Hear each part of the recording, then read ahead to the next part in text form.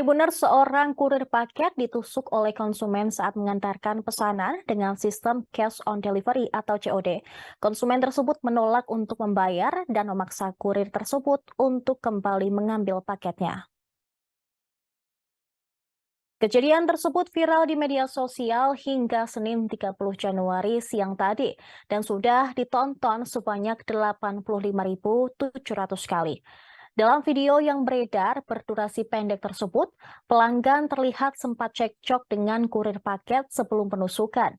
Kasat Reskrim Polres Bangwasin, AKP Heri Dinar, mengonfirmasi adanya aksi penusukan tersebut. Hari menyampaikan bahwa aksi penusukan kurir itu terjadi di Desa Limau, Kecamatan Sumbawa, Kabupaten Banyuasin, Sumatera Selatan pada Sabtu 28 Januari sore hari lalu.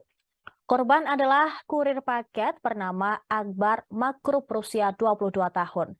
Mulanya Akbar bersama rekannya Robi mengirimkan paket dengan sistem cash on delivery atau COD ke rumah pelanggan.